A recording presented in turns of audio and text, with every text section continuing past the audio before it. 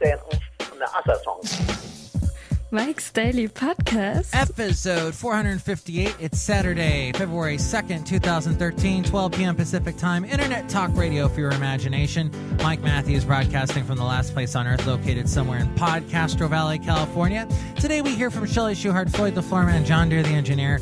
Plus, we bring you the finale of my Into an interview with the 17-year-old Kansas City princess of country music, Josey Milner. Mike's Daily Podcast. And soon there will be a solar eruption, which will send millions of tons of solar material Mike's Daily Podcast material to the Earth. The particles are traveling at around 575 miles per second. NASA predicts it won't cause any interference with satellites or electrical systems. But there will be increased aurora activities near the poles.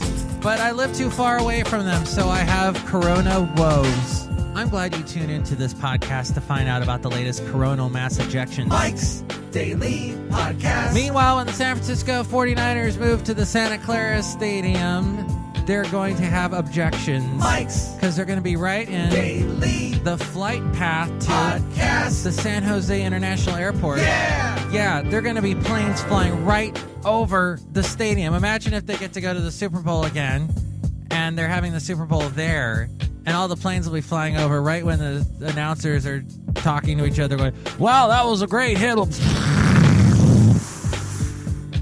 Looking forward to that. Oh, look who else just walked, or just someone walking in. Hello, my God, it's Chely Shoehart, the gift shop supervisor. I don't understand why they're moving from Candlestick Park. Well, that stadium is old. Okay, well, a lot of things are old. True. But people don't like old things, and they want to build new things and spend a lot of money on building new things. And moving it. Okay, maybe there's a problem when you're moving a team that plays in one city to a stadium in a completely different city. I don't get it. Well, Mike, when did this become a sports podcast? It didn't. It stopped right now. Oh, look who else just walked in. Hello, Mike. This is Floyd the Floorman. And this is Xander the Engineer. Are they going to call them the San Jose 49ers? All right, this stopped being a sports podcast. I can't answer those questions because I don't know anything about sports. But I can tell you about the coronal mass ejection. What can you tell us about it? Well, it sounds really scary, and it sounds like something... I had a mass ejection one time. I don't think I want to know about this. It was when the last girlfriend I had broke up with me, and I took all her love letters, and I mass ejected them into the furnace. Well, I didn't actually have a furnace at the time. It's more like I just threw them in the recycle bin. Mike, that's great that you've learned how to recycle paper products. Yes, Mike, it's always important to reuse, redistribute, and reclaim. Isn't it recycle, reuse, and reruns? No, it's reduce, reuse, and recycle. Oh, of course. Mike, what happens when there's a coronal mass ejection and all of that solar particles hits the Earth? Well, I think that Xander the Engineer can field that question. Thank you. I would like to field that question. What happens is when it hits the Earth, it can cause a specific type of space weather called a geomagnetic storm, where it connects with the Earth's magnetic envelope for an extended period of time. Well, that's fascinating. If you're concerned about coronal mass ejections or Kardashian Botox injections or the whole thing about the Santa Clara Stadium and its massive flight redirections, you can email me, mikesdailypodcast@gmail.com. Also email me there if you'd like to be a guest on the show or if you would like to sponsor the show. We would like to talk about your product and or service on the show and let all the wondrous Mike's Daily Podcast listeners know about it, them, thus. Email me, mikesdailypodcast@gmail.com. Also, you can check out mikesdailypodcast.com. Go there to find out where to find us on iTunes and subscribe to the show in iTunes. You can also rate the show in iTunes and write about the show in iTunes. More people find out about us if you do. We also have our links to Facebook, Yelp, Twitter, and YouTube, all at mikesdailypodcast.com, as well as our blog and our podcast picture. And also a link to knjoradio.com, where this show is played at 12, 3 p.m., and 6 p.m. daily. And I used to be on KNJO in the early 90s. Mike'sDailyPodcast.com. Into an interview. We're talking to Josey Milner, a great country singer, and she is the age of 17. And she's a very smart 17. In fact, she is also the Kansas City Princess of Country Music. Da-da-da! There you are. And she is on the line with me right now. Hello, Josey Milner. Hello. So you've been doing a lot of shows, and tell me what it's like signing autographs. I love signing autographs, especially at the point to where I am, to where I know I'm starting to make it to where I want to be, and to have people, ask for an autograph or ask for a picture. It's just it's a really great feeling to know that people look up to me like that, and I definitely really, really enjoy it. So. And any interesting experiences with that? Anybody have anything weird for you to sign, or just it's all been? No, pretty... I haven't had anything weird. I've gotten a signed ball cap, which is kind of one of my favorite things.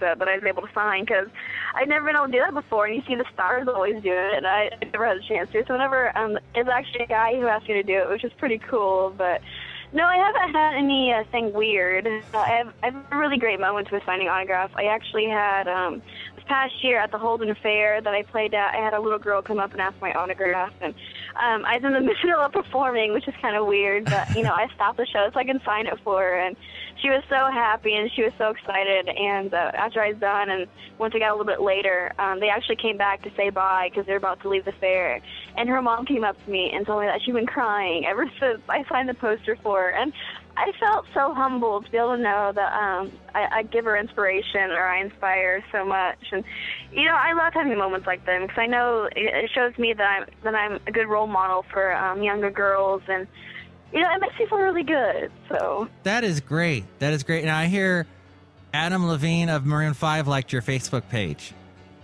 Yes, I saw that, and I started freaking out.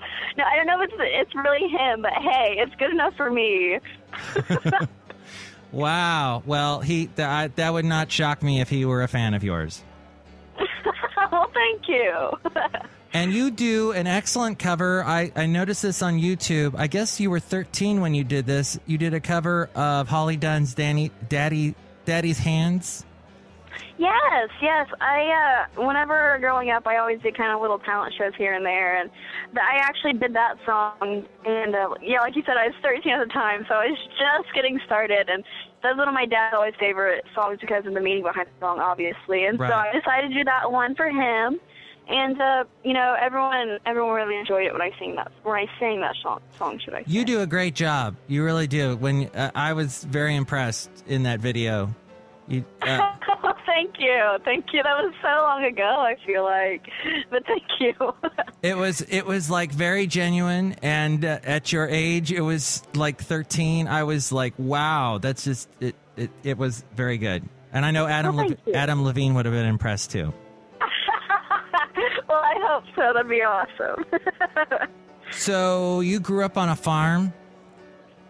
I did. Well, it's not necessarily a huge farm like what people think of. I grew up, we always had horses, and we've had a couple of cows, and we've always had dogs and cats, and we had chickens there for a while, but then it got to where we were never home, so we couldn't take care of them. So, I have a little farm on the outskirts of where I live. So, I loved growing up because I grew up around horses, and to be able to have a place like that, it was really great.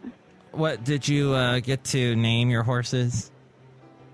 I did. I got to name all my horses. My most recent horse I have, one's actually named Nashville after the city Nashville, and then I have another one named Molly. So that's I always try to be really creative with what I name my animals. So.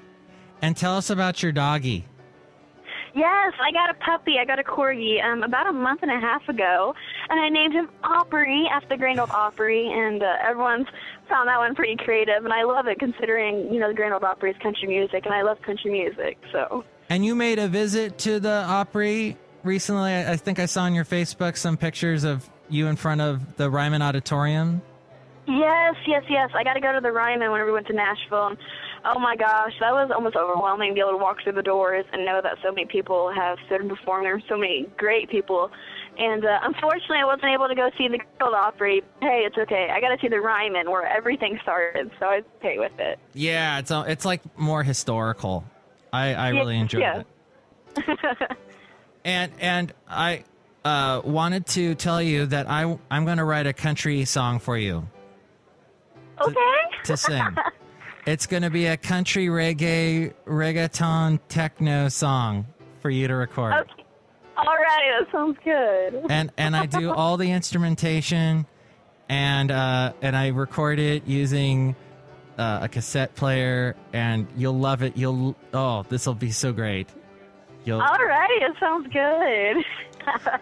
But it's okay if you say no. That's one of the things to learn in this business is when to say no. So you can say, Mike, that's okay, but I don't really sing techno, reggaeton, country, reggae songs, so, I'll understand. But, well, I like new ideas and changing things up, so maybe most likely I'll like it. And I think I'm going to write it about corgis. Oh, okay, even better. It'll be a fun song. But we're going to play your song here called Dead Flowers. Now, did Miranda Lambert do this? She did, yes. Dead Flowers was originally done by her a couple years ago. It was on her Revolution album. And whenever I actually first heard it on the radio, I was in the car with my mom, and I absolutely loved the song, so I went home and I downloaded it as soon as I could. And, that's pretty much the song I listened to for weeks on end because I loved it so much. And it just kind of got to the point to where I wanted to record it. And so, I went to the studio and I recorded it, and I put it out, and people really like how I do it, and it's probably one of my favorites to perform. So that's awesome. No, okay, I need to know, because you're the Miranda Lambert expert, what's her best album? The one I should absolutely get if I don't have it. Let's see. I really like her newest album, before the Record album, but I'd probably have to say my favorite album is her Revolution album. That's probably my favorite one. Excellent. Okay. That's her second one that she released. All right, that's a Josey Milner pick. Her country pick is Revolution. So what's in the works for you, and music-wise and performing-wise, what's going on in 2013 for you? Or 2013, well, I guess is the way to say it. 2013, I'm actually in the process of working on my EP or my album. And, we're going to try to get that released mid-year, if not sooner, should I say. And so I'm very excited for that. And I'm also, my band and I are working on our fair tour. We're about to kick off our Midwest fair tour, should I say. Ooh. And, us playing at fairs is one of my favorite things to perform at. And so I'm definitely very excited for that. Just to kind of keep pushing my career along and doing what I am now, because music's what I love, so just to keep doing what I love. What's your favorite fair food? My favorite fair food? I have to stick with the traditional corn dog. I love corn dogs. They're just kind of that one thing that I always have to get when I'm at a fair. And you'll always find them, that's for sure. Yes. It seems like you always have corn dogs and funnel cake. Funnel cake, for sure. Yes. I have a weakness for the roasted corn that they dip in the butter. What? I have never heard of that. Yeah, they just take a corn, and I guess they roast it in a fire thing with the skin, the leaves still on, the husk. Thank you. You're the farm girl. I can ask you what it's called. And then they pull back the husk, and then you kind of hold the husk like it's like a stick for a corn dog, but you're holding the corn with it, and you can walk around and eat the corn holding the husk thing, and they dip it in butter, of course, beforehand. So it's not the healthiest. That sounds so good. I'm not able to eat corn on the cob or apples or anything right now because I actually have braces, and so I have to stay away from that stuff. I miss it so much. I used to not like eating apples, just a whole apple, and now they have my braces. That's kind of one of the things I could do every day now. So. Well, you will get to at some point. They'll come off. Yeah. So they can find out more about you at joseymilner.com. That's MILNER.com. And we're going to listen to your song, Dead Flowers. Oh, and anywhere else they can find your stuff? Yes, I have Twitter, YouTube, MySpace, Instagram, and I'm pretty sure that's all of them. MySpace, maybe. I don't know.